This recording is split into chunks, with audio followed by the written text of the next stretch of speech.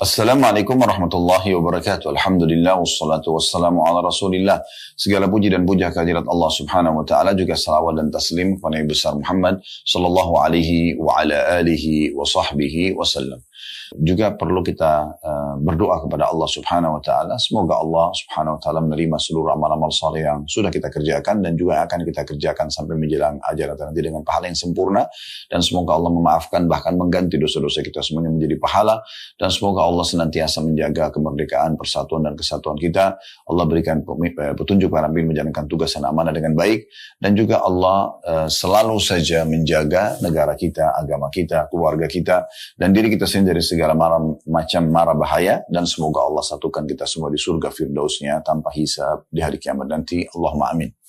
Baik, kita akan lanjutkan teman-teman sekalian setelah membahas pada pertemuan terakhir kemarin adalah ide ke-53, masalah membagi tugas rumah di antara mereka, menentukan tanggung jawab di antara mereka, maksudnya para anak-anak ya. Membiasakan mereka ikut berperan serta di dalamnya, berpartisipasi dalam menunaikan urusannya. Siapa yang belum mampu membantu orang lain, maka paling tidak dia melakukan untuk dirinya sendiri, merapikan dan membersihkan agar tidak menjadi beban bagi orang lain dan bergantung kepadanya. Dan ini sudah kita jelaskan tentunya pada pertemuan kita yang lalu ya. Baik, kita akan masuk sekarang ide ke-54, dan ini ide yang menarik ya. Bagaimana mengajari anak-anak cara-cara berdagang, kaidah-kaidah dan aturan-aturannya, menanamkan kepercayaan diri pada diri mereka sejak kecil. Nah, ini ide yang menarik ya. Teman-teman sekalian, masih ada di antara kaum muslimin yang menganggap remeh tentang masalah perniagaan, dan seakan-akan perniagaan itu hanya bagi orang yang punya jiwa bisnis saja. Padahal sebenarnya semua ini bisa kita hidupkan, bisa kita pelajari dan membiasakan diri kita. Karena memang Nabi SAW tidak luput dari perniagaan dalam hidup beliau. Bahkan banyak sekali waktu yang beliau habiskan untuk perniagaan ini. Dari umur 8 tahun sampai umur 21 tahun, kurang lebih 13 tahun beliau sudah bekerja mengembala domba, dan pada saat itu beliau sudah punya income. Tapi di sini belum masuk ke perniagaannya. Cuman sudah punya income sendiri, bahkan beliau membantu pamannya Abu Talib yang beliau sendiri tinggal di rumahnya ya, karena sudah punya income sendiri. Kemudian dari umur 21, ada juga beberapa buku yang menyebutkan dari umur 25 itu beliau masuk berniaga sampai umur 40 tahun di masa dinobatkan menjadi nabi. Kalau kita ambil yang angka 21 tahun, berarti 19 tahun beliau berbisnis, baru kemudian beliau dinobatkan jadi nabi, lalu kemudian sibuk dalam menyampaikan agama Allah Subhanahu wa ta'ala. Jadi sayang sekali fase yang sekian belas tahun dari kehidupan Nabi SAW itu tidak kita lirik. Kenapa Allah Subhanahu wa ta'ala memilihkan untuk beliau itu untuk berdagang. Dan cukuplah hadis Nabi SAW yang beliau mengatakan, At-tajir saduq ma'an nabiyina wa siddiqina wa syuhada. Seorang pedagang yang jujur dan juga amanah ya, terpercaya, itu nanti pada hari kiamat akan bersama dengan para nabi-nabi, para syuhada dan para siddiqin. Artinya derajat tertinggi di surga akan didapatkan oleh seorang pedagang yang jujur ya. Dan kita lihat bagaimana memang kehidupan kita sehari-hari tidak bisa luput dari perniagaan. Tidak bisa luput dari perniagaan. Karena memang kita butuh pasar. Pasar berisikan kebutuhan-kebutuhan dasar kita ya. Apakah itu makanan, minuman, pakaian, ya apa saja yang kita butuh dan tidak asing bagi kita. Setiap hari kita berinteraksi dengan pasar, dan pasar ini tentunya sekarang sudah ada yang lebih modern, mall misalnya, ya supermarket, hypermart dan seterusnya. Maka semua itu teman-teman sekalian berarti membutuhkan ada komponennya. Ada pedagangnya, ada produknya, ada sistem yang digunakan, dan ada konsumen yang belanja, kan gitu. Nah ini semuanya teman-teman sekalian berarti menandakan memang ada hal itu dalam kehidupan kita sehari-hari, dan Islam datang mengatur itu. Oleh karena itu sangat bijak kalau orang tua tidak membiarkan anaknya tidak memahami masalah ini. Baik laki-laki atau perempuan, minimal mereka tahu bagaimana memilih produk yang bagus, ya, berkualitas, bagaimana mereka mengetahui harga, menawar harga, mengadakan perbandingan harga antara satu produk dan produk yang lain, antara store satu dengan store yang lainnya. Dan bagaimana mereka juga bisa ya berdagang, berjualan dari produk-produk yang sudah ada misalnya, atau yang sudah mereka miliki. Kemudian bagaimana mereka mengatur berapa kira-kira persentase keuntungannya, bagaimana kalau mereka menghadapi stek dalam atau vakum dalam pasar ya, pada saat memang pasar itu sudah tidak bisa lagi jalan ya. Ini step-step terus bertahap ya. Tentunya tidak semua kita ajarkan di awal mereka masih kecil, tapi paling tidak mereka tahu, oh ini kalau kita bawa ke supermarket, ini loh transaksi itu seperti ini. Pilih produk, ditaruh di keranjangnya, kemudian kita bayar di kasir ya. Kita antri dengan rapi, itu kan semua aturan-aturan dan adab-adabnya ya. Kemudian bayar ya dengan sistem yang sudah ada, apakah cash ataupun transfer atau mungkin banyak sistem sekarang, ada QRIS dan seterusnya. Kemudian juga baru dia boleh menikmatin produk tersebut misalnya. Nah juga kita berikan gambaran. Nah nanti juga nak, kalau kamu sudah besar bisa saja membuka swalayan seperti ini misalnya, atau store seperti ini misalnya, atau ya bahasa apa gitu ya, produk yang sedang kita beli sehingga dia faham, termasuk misalnya konveksi pakaian ya, restoran, jasa ya, travel dan seterusnya. Maka mereka tuh minimal punya gambaran global dulu. Awal stepnya adalah bagaimana mereka bertransaksi yang benar, bagaimana mereka pilih produk yang berkualitas, bagaimana mereka juga membandingkan harga, ya, kemudian mereka mengisi di keranjang belanja, kemudian mereka ke kasir, contoh. Udah itu step berjalan, setelah itu kita pindah ke step selanjutnya, misalnya mengajarkan kepada mereka untuk berhemat memilih produk-produk yang dibutuhkan sesuai dengan kebutuhan dan bukan keinginan. Step selanjutnya misalnya kita sudah mulai menjelaskan kepada mereka tentang, lihat nih bagaimana orang-orang berdagang dengan tujuan menyiapkan kebutuhan manusia, dan itu kalau diniatkan ikhlas karena Allah, karena ingin melayani orang-orang, maka itu akan ada pahalanya tersendiri. Kemudian juga kamu nanti bisa nak misalnya, atau kita sebutin namanya lebih baik, lebih santun ya. Misalnya namanya Ahmad, kita mengatakan dan Ahmad harusnya begini, atau Aisyah kita mengatakan Aisyah harusnya begini. Kita sebutkan misalnya nama anak kita, itu jauh lebih baik ya. Jangan menggunakan kamu, itu lebih baik. Saya biasa sering ucapkan itu di rumah, agar memanggil nama, itu jauh lebih santun, lebih baik. Kemudian kita memberikan, dan misalnya Ahmad atau Aisyah akan bisa kok mengerjakan atau memiliki tempat seperti ini. Dengan cara misalnya belajar yang benar, supaya punya ilmunya. Kemudian nanti setelah itu bisa memulai dari hal yang kecil. Lalu kemudian nanti lama-lama akan membesar. Yang penting modalnya adalah modal halal, sistem halal, produknya halal.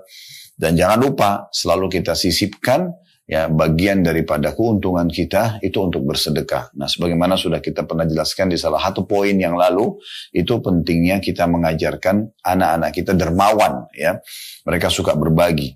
Hadits Bukhari yang luar biasa di mana Nabi SAW mengatakan, dulu ada orang yang pada saat menunggu hujan di kebunnya, lalu kemudian dia mendengar ada awan, dia mendengar suara dari awan yang lewat di atas kepala dia, yang suara tersebut berbunyi ya, kurang lebih turunkanlah hujan di kebunnya si fulan, disebutkan nama seseorang. Lalu orang yang dengar ini mengikuti awan tersebut, dan ternyata awan itu betul-betul mampir di sebuah kebun dan turun hujan hanya di situ saja. Maka di situ ditemukan ada seseorang yang sedang mengalihkan air yang turun hujan itu ke perkebunan dia. Maka orang yang mendengar suara tadi dan melihat kejadian ini lalu bertanya kepada pemilik kebun yang turun hujan padanya, apakah namamu si fulan seperti nama yang disebutkan di awan itu?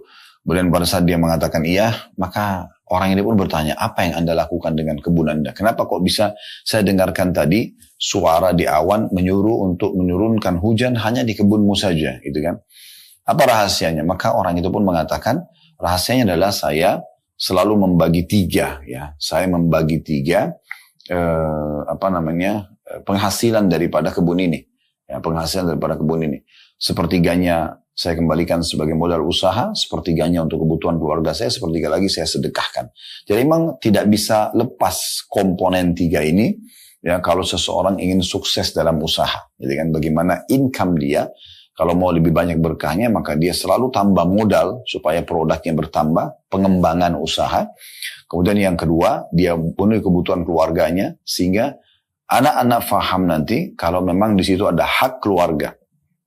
Kemudian yang ketiga, disedekahkan, diberikan kepada umumnya orang yang membutuhkan tentunya di luar sana. Maka ini akan mendatangkan keberkahan yang luar biasa. Nah, pendidikan seperti ini penting sekali untuk diajarkan. Kalau misalnya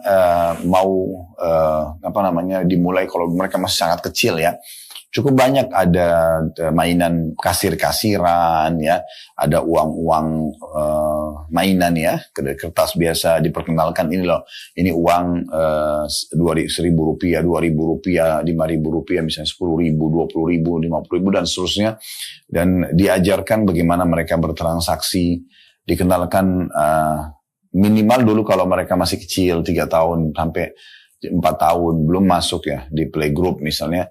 Mereka diperkenalkan saja mengetahui warna dan angkanya. Kalau mereka sudah sampai pada level sudah bisa faham pecahan-pecahan, angka-angka, sudah mulai belajar matematika, maka kita bisa menjelaskan transaksi yang sifatnya pengurangan atau penambahan. Misalnya belanja 50.000, menggunakan uang 50.000 rupiah untuk membayar produk harga 20.000 rupiah. Akan kembali 30.000 rupiah. Maka diberikanlah atau diajar bagaimana mereka membayar dengan angka itu, mengambil produk dengan angka itu, kemudian dikembalikan juga dengan angka tertentu. Nah itu contoh-contoh ini semua banyak sekali ya kalau kita ingin rincikan tentang bagaimana mengajarkan mereka bertransaksi atau bahkan baik mereka sebagai konsumen belanja atau mereka sebagai pedagang. Step by step kita ajarkan kepada mereka, ini akan sangat membantu bagaimana supaya mereka bisa faham tentang perniagaan. Karena ini bagian daripada kehidupan kita tadi, sebenarnya realita kehidupan, dan juga bagian daripada kehidupan Nabi SAW atau diperintahkan atau dibolehkan dalam syariat Allah Subhanahu wa ta'ala. Dan berapa banyak ayat Al-Quran bicara tentang masalah perniagaan. Ya? Istilah tijarah dalam Al-Quran tidak asing atau perniagaan. Itu juga dengan hadis Nabi SAW. Dan berapa banyak motivasi dalam Islam agar kita bekerja, punya income. Berbisnis juga masuk di dalamnya tentunya. Bagaimana Nabi SAW menyebutkan Nabi Idris adalah seorang tukang kayu yang mahir dan dia hidup dari situ. Ada Nabi yang mahir dalam menjahit, ya, dan Nabi yang mahir dalam membuat perlengkapan perang seperti Nabi Daud alaihissalam dan seterusnya. Ya, tentu yang paling mulia adalah Nabi Muhammad SAW, dan sudah kita jelaskan belasan tahun umur hidup beliau digunakan untuk berdagang gitu ya, sehingga punya keterampilan dalam berinteraksi dengan manusia dan juga dalam bertransaksi produk-produk ya di pasar tentunya. Nah ini poin yang sangat penting untuk kita fahami. Ternyata dia punya landasan hukum. Dan Islam sangat membenci tentu lawannya, artinya orang yang malas, orang yang vakum ya. Mereka sama sekali tidak ada keinginan untuk punya kreativitas ya, memahami pasar, memahami seluk-beluk interaksi dengan manusia. Ini keliru sekali ya. Sehingga akhirnya mereka kaku kalau hidup. Makanya kita mengajarkan itu kepada anak-anak kita, ini sangat positif ya. Yang penting tentunya nanti itu dengan berjalannya waktu ya, pelan-pelan kita akan terus memandu dan mengingatkan rambu-rambunya, batasan mana yang boleh dikerjakan, batasan mana yang tidak boleh dikerjakan. Semua itu penting sekali untuk kita membiasakan tentunya anak-anak dalam perniagaan. Dan ini secara global sudah kita jelaskan tadi bagaimana Islam memang peduli dengan masalah ini. Dan kami pernah menyusun sebuah tema 42 dalil bagaimana orang kalau sudah punya income ya itu atau perintah dalam agama untuk seseorang memiliki income. Bagaimana ada hubungannya Islam ya dengan masjid ya, harta dengan masjid misalnya. Mungkin kalau kita sholat ya, kemudian kita dapat pahala kita, anggap kita misalnya sholat sendiri dapat 10 angka 10 ini cuma contoh saya tanda kutip ya, misalnya kita sholat dapat 10 pahala, bisa nggak saya ingin mendapatkan pahala lebih dari 10? Bisa sekali, sangat bisa. Bagaimana caranya? Kita memarketingkan sholat itu sendiri, kita tawarkan sholat itu kepada orang-orang gitu ya. Kita tawarkan kepada siapapun yang kita kenal, baik itu di grup WA, di media kita, waktu sholat sudah masuk nih, atau orang di sekitar kita yang bisa kita tegur sapa, ajak mereka sholat. Misal anggap 10 orang lain ikut sholat bersama kita. Lalu mereka dapat pahala masing-masing juga 10. Berarti kita 11 orang, masing-masing mendapatkan 10 pahala. Tapi karena kita yang mengajak mereka, maka secara otomatis kita akan dapat pahala 10 orang itu. Artinya kita sendiri akan mendapatkan 110 pahala. 110 pahala. Tanpa mengurangi dari pahala orang-orang yang kita ajak sholat tadi. Sebagaimana kata Nabi SAW, siapa menunjukkan pada satu kebaikan, dia akan panen pahala orang yang mengikutinya tanpa dikurangi sedikit pun dari pahala orang yang mengikutinya. Kan gitu. Nah, ada orang yang meraih pahala semua makmum, seperti imam. Ada orang yang meraih pahala termasuk imamnya sendiri. Ya, diraih pahalanya oleh seorang muadzin, karena dia memanggil sholat. Tapi ada orang, subhanallah, yang memanen pahala semuanya, makmumnya, imamnya, muadzinnya, dan bukan hanya waktu sholat itu, tapi selama masjid itu ada. Mereka adalah orang-orang yang membangun masjid itu, dan membangun masjid butuh harta. Berarti sangat erat sekali hubungannya antara meraih pahala maksimal, ya, dalam syariat Allah SWT dengan harta tersebut. Dan bagaimana caranya kalau kita tidak bekerja atau berbisnis untuk punya income, akhirnya kita punya masjid yang kita bisa panen pahala terus-menerus setelah kita meninggal. Dan Nabi SAW mengatakan ada 7 perkara yang terus mengalir dalam hidup seseorang muslim setelah dia meninggal. Di antaranya adalah membangun masjid. Misal contoh. Nah, begitu juga dengan kita tahu ada zakat mal, ya. Walaupun di rukun Islam yang ketiga ini mengeluarkan zakat bagi yang mampu, di sini jangan difahami kata-kata mampu, oh berarti nanti kalau sudah mampu secara finansial, baru deh saya pikirkan zakatnya. Enggak. Ini tanda kutip sebuah tantangan dari Allah Subhanahu wa Ta'ala. Apakah kita mau untuk meraih pahala sebagai muzaki, orang yang mengeluarkan zakat, bukan hanya mustahik, orang yang menerima zakat tersebut. Nah, ini penting sekali. Jadi kita jangan cuma mengatakan, itu kan bagi yang mampu, kalau saya tidak mampu, ya belum mampu, nggak usah gitu ya. Ini keliru. Jadi bagaimana kita mengatakan, oh berarti ini saya harus bisa meraih pahala zakat, paling tidak sebelum saya meninggal. Sehingga kita harus punya income dulu, dan harta itu tersimpan masa 1 tahun untuk haulnya, kemudian mencapai kurang lebih 85 gram emas atau 595 gram perak, lalu dikeluarkanlah 2,5%-nya sebagai zakat. Itu kan berarti ada hubungannya antara ibadah ini dengan harta. Haji, umroh, ya itu ada hubungannya sekali dengan harta gitu kan. Bagaimana Nabi SAW mengatakan itu haji bagi yang mampu. Mampu sini secara fisik dan secara finansial. Kalau kita tidak punya income, kita tidak bekerja, tidak berdagang, tidak berbisnis, bagaimana caranya kita bisa mengerjakan ibadah ini? Kan gitu. Tentu saja ini salah satu ibadah yang harusnya jangan diambil poinnya, itu kan bagi yang mampu. Yaudah saya belum mampu. Enggak. Kita harusnya jadikan tanda kutip tadi saya bilang sebagai tanda kutip ya. Tantangan dari Allah Subhanahu wa Ta'ala. Mau enggak kita ini ya meraih pahala haji tersebut ya, walaupun cuma sekali seumur hidup sebelum kita meninggal dunia. Itu kan poin penting sekali. Dan bagaimana silaturahim keluarga juga ada hubungannya dengan harta ya, dengan kita misalnya safar ke satu kota untuk berbakti dengan kedua orang tua kita misalnya, kan butuh biaya transportasi. Silaturahim keluarga secara umum yang kata Nabi SAW, siapa yang ingin dipanjangkan umurnya, diluaskan rezekinya, maka dia melanjutkan hubungan silaturahim. Ini juga butuh harta, gitu kan? Berbakti dengan orang tua sangat luar biasa hubungannya dengan harta, karena kita bisa membahagiakan mereka dengan harta. Bahkan orang tua kita pun walaupun sudah mampu, tetap boleh kita membahagiakan mereka dengan harta. Nah, ini poin penting ya untuk kita garis bawahi teman-teman sekalian. Nah, begitu juga banyak sekali ya dengan kegiatan kita sehari-hari gitu ya, menuntut ilmu butuh harta. Dinukil bahwa Imam Malik rahimahullah ya, sampai menjual atap rumahnya untuk menuntut ilmu.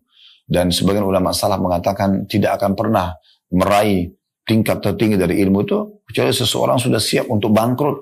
Artinya dia mengeluarkan semua biaya hidupnya untuk sekolah, untuk belajar kan gitu. Itu butuh uang. Maka sangat dibutuhkan sumber income tersebut. Dan sekian banyak dalil-dalil yang menunjukkan bahwa memang Islam mengatur pendapatan income tersebut. Bahkan Nabi SAW memastikan kalau manusia yang terbaik ya di sisi Allah SWT adalah manusia yang Allah berikan ilmu dan harta. Dua-dua ini, ilmu dan harta. Dia sudah paham agama, dia juga kaya raya, dan dia mengeluarkan harta tersebut di jalan Allah Subhanahu wa Ta'ala. Nah, ini manusia terbaik gitu ya. Lalu golongan kedua adalah orang yang Allah kasih ilmu tapi tanpa harta. Tapi yang golongan pertama ini ilmu dan harta. Jadi keliru kalau orang menganggap, sudahlah, Islam kan tidak mengajarkan kita menjadi orang kaya. Udah saya begini aja. Keliru. Dia harusnya menjadi orang yang punya income, gitu kan, bekerja. Dan yang paling terbaik adalah perniagaan.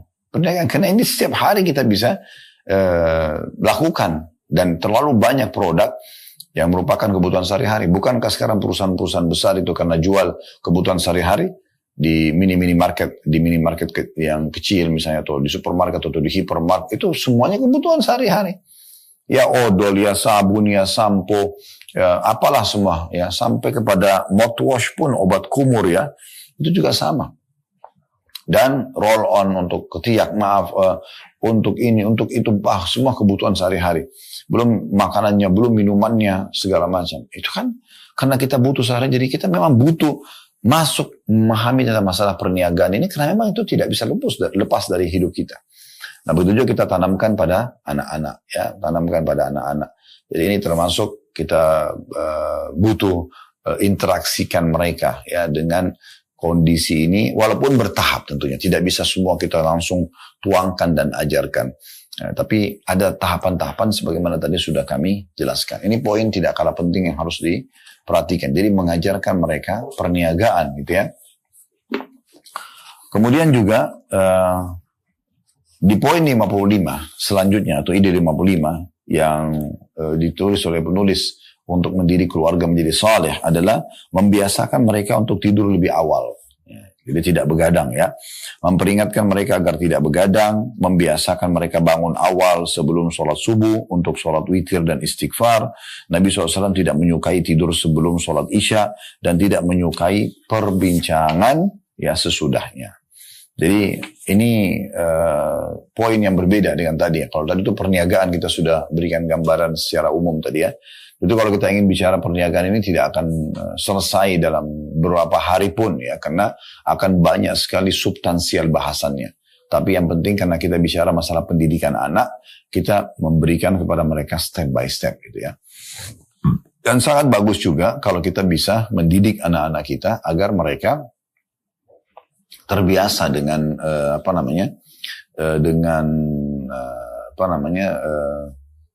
bertransaksi ya. Dan kita bisa coba biasakan untuk mereka bertransaksi, itu sangat baik.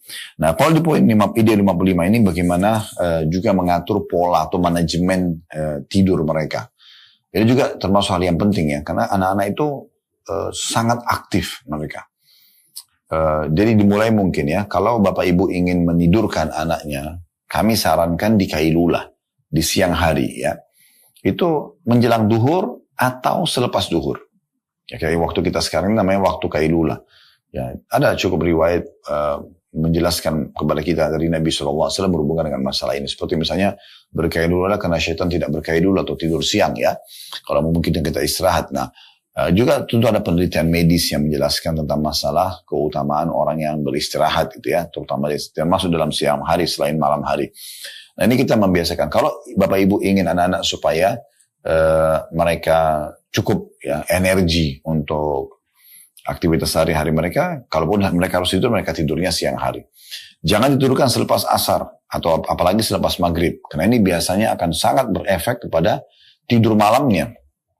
Berapa banyak orang tua kewalahan dalam menemani anak-anak mereka hanya begadang sampai jam 12, jam 1 malam, jam 2 malam, karena memang anak-anaknya dibiarkan tidur ya menjelang maghrib, apalagi habis maghrib ya, ini kadang-kadang atau habis asar, ini biasanya membuat mereka jadi melek dan mereka tidak ada beban. Anak-anak itu tidak ada beban ya, mereka tidak menganggap besok kan saya harus kerja apa, enggak ada. Bagi mereka ya sudah, saya tidak ngantuk, saya main. Dan kita sebagai orang tua tentu punya program-program kegiatan esok harinya, tidak mungkin kita menghabiskan waktu dengan anak-anak terus-menerus sementara kita sendiri harus beristirahat juga kan gitu. Jadi sebenarnya tinggal bagaimana mengatur, memanage waktu istirahat mereka. Itu yang dititik beratkan ya. Apalagi memang dalam Islam dianjurkan untuk istirahat saja. Ya, di malam hari pun kita istirahat gitu ya. Dan insya Allah kita di sini disarankan oleh penulis kalau bisa dibiasakan bangun sebelum subuh. Kalau mereka tidur lebih cepat kan bangun. Nah itu diajarin. Ini waktu-waktu mustajab doa ya nak. Misalnya kita berdoa, kita beristighfar, atau kita sholat malam dan kita ajak mereka juga ikut dalam mengerjakan sholat malam tersebut. Ini hal yang positif sekali. Ya, semoga Allah SWT memudahkan kita untuk mengamalkan tentu ya. Jadi jangan disia-siakan peluang untuk mendidik mereka dalam masalah-masalah seperti ini. Dan dijelaskan bahwasanya Nabi SAW, dan ini juga sebagai informasi buat Anda ya. Nabi SAW itu sangat tidak suka tidur sebelum Isya ya. Jadi maghrib itu tidur itu Nabi SAW tidak suka. Karena memang bukan waktu tidur di saat itu. Khawatir Isyanya lepas. Tapi selepas Isya ya, itu waktu istirahat ya. Dikatakan bahwasanya Nabi SAW itu suka atau tidak suka tidur sebelum Isya, dan beliau tidak suka ngobrol selepas Isya, kecuali darurat. Artinya beliau istirahat selepas Isya. Nanti di malam hari jam 2, jam 3 menjelang subuh itu sudah bangun dan untuk mengerjakan sholat tahajud. Ya, sehingga tahajudnya didapatkan, juga sholat subuhnya didapatkan. Nah ini perlu sekali untuk dididik anak-anak. Jangan bilang, mereka kan masih kecil, nggak perlu deh ngajarin sholat dulu, nggak perlu deh ajarin istighfar dulu, nggak perlu deh ajarin puasa dulu, dan seterusnya. Ini keliru ini. Kita harus membiasakan mereka, karena itu akan menjadi pola hidup mereka ke depan. Ya. Jadi dimotivasi, diajak. Walaupun mereka ngantuk, kita ajak, kita bujuk. Ya. Ini nanti Ramadan nih, mau datang Ramadan, motif Ramadan, jangan menganggap mereka nggak usah disuruh puasa. Ajak, motivasi mereka. Mereka tuh semangat ingin mencoba.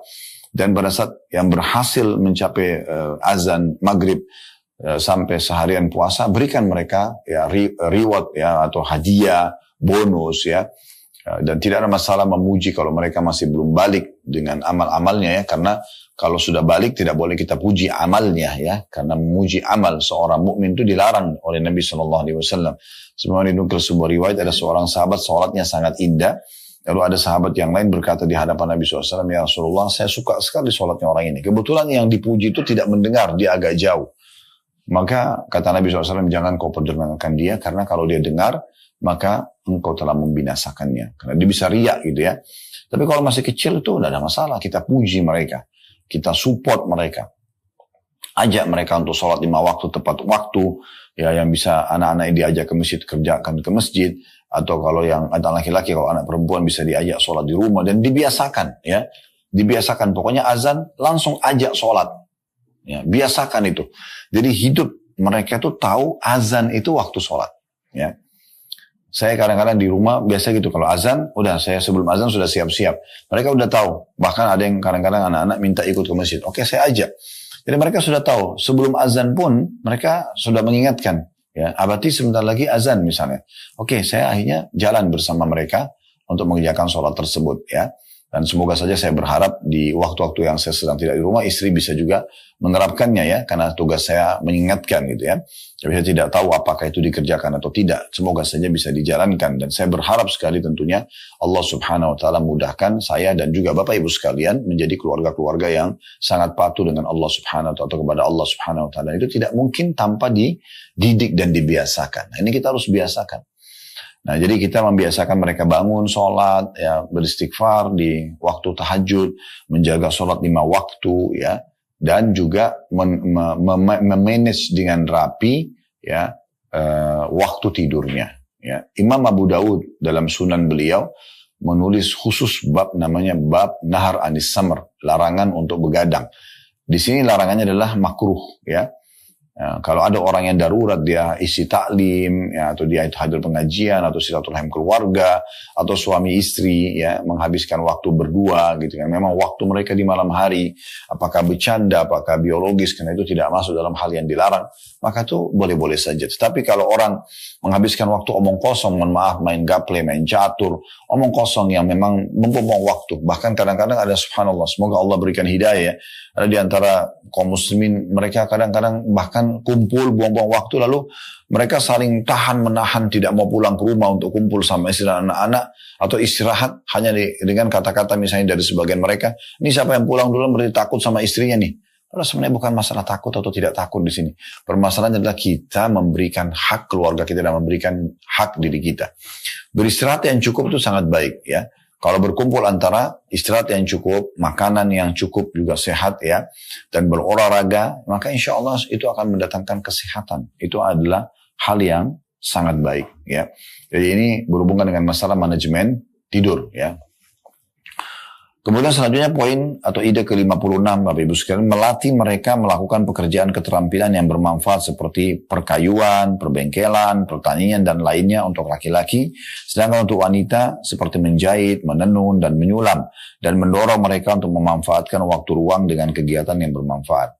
Ini keterampilan-keterampilan juga bisa ya. Mungkin kalau mereka masih sangat kecil, 3 tahun, 4 tahun ya, 5 tahun mungkin kita bisa pada saat Bapak Ibu belikan mainan, jadi mainan ini harus yang bermanfaat. Ya, nah, mungkin ada, saya pernah beli beberapa jenis mainan itu memang mengajarkan mereka keterampilan itu ya, memperkenalkan ini gergaji, ini obeng ya, ini tang dan seterusnya lah ya, perlengkapan itu. Walaupun kita tidak ingin mungkin anak kita menjadi seorang tukang nanti, tapi dia tahu itu alat-alat ini fungsinya untuk ini ya, digunakan untuk ini misalnya ya, supaya mereka juga tidak salah gunakan. Karena kalau mereka tidak tahu palu itu untuk apa, bisa saja mereka ambil lalu mereka pukul ke saudaranya misal. Tapi kan kalau kita sampaikan tentang fungsinya ya dan digunakan untuk apa, maka insya Allah akan jauh lebih tepat. Cukup banyak sekarang permainan-permainan anak yang mengarah kepada keterampilan itu ya. Nah, tidak ada salahnya kita coba gitu ya. Kita berikan mainan jahitan atau masak-masakan kalau anak perempuan ya. Daripada Anda berikan boneka yang tidak jelas boneka itu statusnya apa gitu ya. Apalagi kalau mengajarkan kepada anak-anak kita pakaian berbusana yang terbuka. Kita kan sedang, kalau memberikan mainan kepada anak-anak, teman-teman, kita seperti sedang menitip sebuah pesan kepada mereka. Pesan ya. Jadi mohon maaf, misalnya ada kita memberikan buat anak kita boneka Barbie, misal contoh. Ada pesan tuh. Pesannya apa? Oh ternyata boleh buat boneka. Ini sudah pesan keliru dalam Islam. Karena kita tidak boleh buat patung ataupun boneka. Kan gitu. Kemudian pakaiannya. Ada pesannya tuh. Karena dipakein pakaian misalnya si boneka itu. Pakaiannya misalnya terbuka auratnya. Itu kan pesannya tanpa kita sadari kepada anak-anak. Ini bahaya sekali. Karena mereka merekam, oh ternyata untuk cantik itu harus begini ya. Misal contoh. Kemudian mungkin diperlihatkan lagi dia menggunakan kendaraannya atau dia bertemu dengan lawan jenisnya. Dan itu kan ada rangkaian-rangkaian cerita yang kita tidak sadari bisa menjadi sebuah informasi kepada anak-anak kita. Itu berbahaya sekali ya. Harus hati-hati kalau Anda memberikan kepada mereka hadiah, mainan. Usahakan ada yang berhubungan dengan masalah keterampilan, skill ya. Atau edukasi kepada mereka sehingga bermanfaat.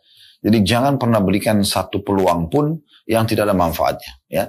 Saya melihat ada boneka kuda poni misalnya. Kuda poni ini apa gitu ya. Saya tidak tahu, ada kuda yang bertanduk. Tidak pernah ada gitu. Apa yang Anda titip pesan buat anak Anda dengan boneka seperti itu misal contoh ya. Atau seringkali kita ini pernah kami singgung ya, memberikan boneka tentang cerita kartun-kartun yang sedang terkenal di kalangan anak-anak. Doraemon misalnya, itu apa pesannya di situ? Anda berikan boneka Doraemon, spraynya Doraemon, gordennya Doraemon, sepatunya Doraemon. Ini apa pesannya? Pesannya apa? Di cerita itu dia akan tertarik untuk nonton kartunnya dan dia akan ya mengikuti apa yang sedang ada dalam alur cerita itu yang merupakan pesan kita sebagai orang tua kepada anak kita. Yaitu dari perut dia bisa keluar segala macam apapun kebutuhan. Ya, berarti dia di sini posisi seperti tanda kutip Tuhan ya, yang bisa menyiapkan apapun. Maka anak yang sedang berteman sama Doraemon itu pasti tinggal bilang Doraemon bisa mengeluarkan apapun dari perutnya. Saya tanya sekarang secara rasional Bapak Ibu sekalian, coba jawab jujur. Apakah memang ada boneka yang bisa seperti dia? Ya. Manusia pun belum tentu bisa mengeluarkan apa saja dari perutnya, sesuatu atau dari tubuhnya yang bisa memenuhi semua kebutuhan. Bahkan bisa digunakan yang di luar akal manusia seperti terbang ya di udara dan segala macam hal. Ini kan pesan apa yang sedang Anda sampaikan kepada anak Anda? Tak ada manfaatnya sama sekali ya. Ini sudah sering kami ingatkan juga cerita tentang Mickey Mouse dan Minnie Mouse. Itu kan tikus ya. Tikus ini Bapak Ibu sekalian hewan yang disuruh bunuh dalam Islam. Nggak boleh ditokohkan. Tapi di situ pesannya apa? Pesannya ya dia bernyanyi-nyanyi, dia melakukan aktivitas, itu kan ada pesan yang sedang disampaikan dalam alur cerita itu, yang kita kalau izinkan anak kita, juga berarti pesan itu kita sedang sampaikan, nih loh nak, ambil ya sebagai ilmu ya, itu kan keliru. Kenapa kita nggak alihkan dia kepada kisah para sahabat, kisah para nabi-nabi ya, berulang-ulang supaya mereka itu menguasainya. Kisah-kisah yang disebutkan dalam Al-Quran, dalam hadis-hadis Nabi SAW, kisah tentang orang-orang saleh, itu kan banyak sekali yang bisa kita jadikan sebagai pelajaran ya. Bahkan dari satu kisah itu banyak yang bisa kita preteli atau keluarkan sebagai ilmu. Kisah tentang kisah tentang Fil, Abraha dengan gajahnya ya, dalam surah Fil, itu bisa kita keluarkan puluhan manfaat daripada kisah tersebut, siapa itu Abraha, ya dari mana asalnya, kenapa dia membentuk pasukan gajah untuk menyerang Ka'bah, lalu berapa banyak pasukan yang dia kerahkan, dari arah mana dia mengerahkan, kemudian bagaimana pada saat prosesi ke Mekah sedang dikosongkan oleh Abdul Muttalib, kemudian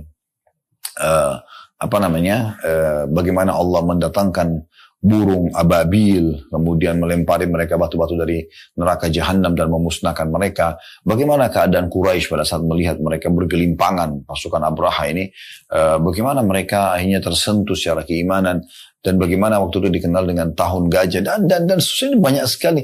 Dari satu kisah Al-Quran itu banyak sekali pelajaran dan edukasi yang bisa kita titip pesankan. Bahkan kita bisa hubungkan dengan kondisi dan keadaan mereka. Makanya orang beriman itu akan selamat, orang kalau kufur itu bisa binasa. Begitulah kita membahasakan kepada mereka. Itu lebih besar manfaatnya daripada Doraemon, Mickey Mouse, Minnie Mouse, Cinderella itu.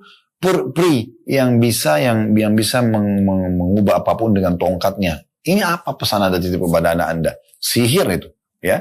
Itu sihir. Karena tongkat bisa mengubah sesuatu atau itu sihir. Walaupun digambarkan sendiri sebagai wanita yang cantik misalnya, tetap aja. Pesannya apa? Pakainya terbuka, bisa pegang tongkat. Dan biasa kadang-kadang ada orang tua memberikan pakaian itu, membelikan anaknya pakaian itu. Apa yang ada titip pesan? Nak, jadi kamu seperti Cinderella ya. Punya tongkat ini kamu bisa terus keluar apa gitu, atau bisa mengubah sesuatu. Ini sama sekali jauh dari agama Islam itu ya. Gak ada bagian daripada agama kita masalah ini. Contohnya. Jadi coba teman-teman arahkan mereka kepada keterampilan atau edukasi yang bermanfaat. Yang bermanfaat secara agama, bermanfaat secara ilmiah, kebutuhan dunianya, begitu. Jadi jangan sia-siakan waktu mereka berlalu dengan hal-hal yang kosong. Tidak ada manfaatnya sama sekali. Ya. Contoh dan banyak sekali. Tokoh Spiderman, Batman, ya apalah, ya Marvel semua itu luar biasa. Hulk dan seterusnya.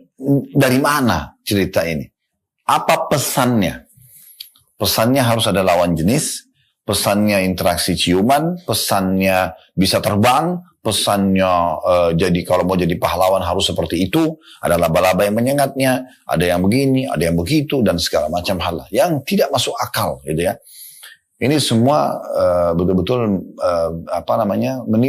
mentransfer sebuah informasi kepada anak-anak yang membuat mereka itu keluar daripada edukasi yang sebenarnya. Mereka juga bukan dilatih untuk memiliki skill yang sebenarnya. Karena nggak mungkin orang menjadi Spiderman terbang sana sini misalnya. Itu tidak mungkin contohnya. Atau selalu hidupnya berhadapan sama orang-orang penjahat. Lalu menjadi pahlawan. Tidak harus seperti itu. Itu urusan penjahat diurus oleh pemerintah. Bukan kita secara individu. Kita boleh jadi pahlawan tentunya, tanda kutip. Tapi ada hal-hal yang tidak perlu kita jadikan diri kita terjun di situ. Karena itu pesannya ya. Padahal sebenarnya harusnya itu dilakukan oleh pihak pemerintah. Jadi kita lebih kepada realita gitu ya, mengajak anak-anak ini. Nah keterampilan apapun ya tentunya, di sini kan tadi dikasih percontohan tentang masalah perkayuan atau apa buat anak laki-laki, tapi kita bisa yang lainnya. Anda juga bisa alihkan anak-anak ke olahraga ya. Saya tertarik melihat cuplikan itu hari di media.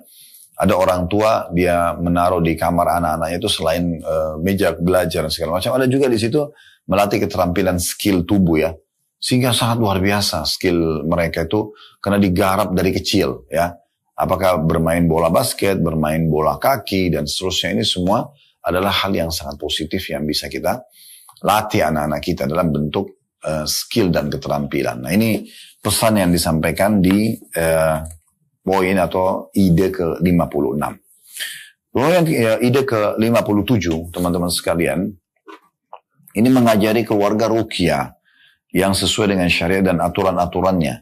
Dengan itu mereka mengetahui bagaimana yang sakit meruqyah dirinya sendiri atau bagaimana membaca ruqyah-ruqyah yang sesuai dengan syariat dari Al-Quran dan Sunnah kepada orang lain. Nah ini juga poin yang berbeda lagi. Kita pindah ke ide ke-57, yaitu bagaimana kita mendidik mereka, mendidik diri kita, pasangan hidup kita, anak-anak kita terbiasa dengan ruqyah syariah. Ya, kata Nabi SAW, la ba'sa bi ruqyah ma lam takun syirk. Boleh ruqyah selama tidak ada kesyirikan. Ya, jadi kita membacakan ayat ruqyah kepada orang yang sedang sakit. Nah, kita ajarkan doa-doa. Jadi kalau sakit seperti hadis Nabi SAW, siapapun yang merasa sakit, kemudian memegang titik yang sedang sakit, lalu membaca Bismillah 3 kali dengan menyebut nama Allah. Ya, a'udzu bi'izzatillahi wa qudrati min syarri ma ajidu wa uhadiru. Aku berlindung kepada Allah, ya. A'udzu bi'izzatillahi, aku berlindung dengan kemuliaan Allah, ya. A'udzu bi'izzatillahi wa qudrati, dan kemahakuasaannya, min syarri ma ajidu wa uhadiru, dari keburukan yang aku rasakan dan aku khawatirkan. Itu dipegang dan dibaca 7 kali. Bismillah 3 kali, baca 2 kali, 7 kali. Itu diperintahkan oleh Nabi SAW untuk mengobati diri sendiri atau orang lain yang sedang sakit. Itu contohnya. Kita coba membiasakan mereka ini pada saat sakit, yang mereka lakukan ruqyah syariah dulu. Berdoa dulu kepada Allah, membaca ayat-ayat dan doa-doa yang diajarkan oleh Nabi SAW untuk mengobati penyakit, sambil ikhtiar ke dokter. Kalau kita kan sekarang kebanyakan sakit, langsung pikirannya ke dokter dulu. Karena kita sudah terbiasa dengan pola itu, kita juga terapkan, transferkan ke anak-anak. Enggak. Yang pertama, berdoa. Berdoa ya nak, supaya sembuh ya. Berdoa ya, supaya tidak sakit lagi kalau sudah sembuh misalnya ya. Kita ajarkan. Lalu kita ajarkan doa. Doa-doa ya. Minimal mereka memulai sesuatu dengan Bismillah misalnya. Gitu kan. Mengakhiri dengan Alhamdulillah. Kalau kita bisa ajarkan doa-doa ruqyah sangat baik ya. Doa mau tidur, doa mau makan, doa bangun tidur, doa masuk kamar mandi, keluar kamar mandi, doa pakai baju, doa buka baju, dan seterusnya. Semua itu kita harus membiasakan. Termasuk dalam masalah doa-doa ini kan semua dalam ruqyah syariah ya. Karena orang kalau baca doa berarti dia minta perlindungan kepada Allah Subhanahu wa taala. Maka otomatis makanannya, minumannya, pakaiannya, aktivitasnya semua dilindungi oleh Allah Subhanahu wa taala. Itu sangat baik. Kita membiasakan mereka untuk bisa ruqyah ya. Nah itu jangan dianggap karena masih kecil belum paham, enggak, dibiasakan sehingga mereka tahu gitu ya. Bukan mustahil kalau kita ajarkan, mungkin kita lagi sakit, dia juga memegang titik kita yang sedang sakit, lalu dia bacakan doa ruqyah, sangat bagus. Dan kita bisa memujinya gitu ya dengan pola itu. Dinukil dari Aisyah radhiyallahu anha, dia berkata, Nabi sallallahu alaihi wasallam kana yanfuthu ala nafsi fil maradi alladhi mata fihi bil muawwidat. Falamma thaqula kuntu anfidu alaihi bihinna wa amsahu biyadi nafsihi libarakatiha. Nabi SAW meniup atas diri beliau dengan al-mu'awwidzat atau doa-doa dan ayat-ayat Al-Quran yang berisi perlindungan ya, memohon kepada Allah dilindungi dari mara bahaya. Jadi saya ulangi lagi, dikatakan oleh Aisyah radhiyallahu anha, Nabi SAW meniup atas diri beliau dengan al-mu'awwidzat saat beliau sakit yang akhirnya beliau meninggal dunia. Manakala sakit beliau semakin berat, maka kata Aisyah, aku sendiri sebagai istrinya, ya, yang meniupkan beliau dengan bacaan-bacaan tersebut, dan aku mengusap beliau dengan tangan beliau sendiri karena keberkahannya. Hadis ini diriwayatkan oleh Imam Bukhari. Jadi bagaimana Nabi SAW seringkali meruqyah diri beliau sendiri, baca ayat, ya, baca hadis-hadis doa-doa tentang ruqyah, kemudian meniup telapak tangan lalu diusap. Tentu kalau Anda mau lebih jauh bahas ini, ada bab sendiri tentang masalah ruqyah. Anda bisa ketik doa-doa ruqyah syariah, insya Allah di Google Anda akan temukan banyak sekali artikel. Anda juga mau dengar audio, mau visual, semua Anda bisa dapatkan di YouTube, di Instagram, di media kami pun insya Allah ada. Ya, kami pernah bedah, seingat saya waktu itu di Amerika, waktu itu di Washington DC, kebetulan kita bedah tentang ruqyah syariah hampir 2,5 jam atau 3 jam ya. Bedah buku yang ditulis oleh Syekh Idan tentang masalah itu, dalil-dalil, dan di situ penekanan luar biasa oleh beliau, penulis buku. Beliau mengatakan bahwasanya keliru kalau orang menganggap ruqyah syariah hanya untuk orang kesurupan, setan saja. Yang benar adalah ruqyah syariah untuk semua penyakit, semua was-was. Kita ruqyah syariah, baru kemudian ikhtiar medis. Nah itu yang benar. Dan ada metode yang sudah kami ajarkan, cara membacanya dan meniupkan ke telapak tangan lalu mengusap ke tubuh. Tentunya ini yang sering mengikuti media kami tidak asing dengan metode ruqyah syariah ya.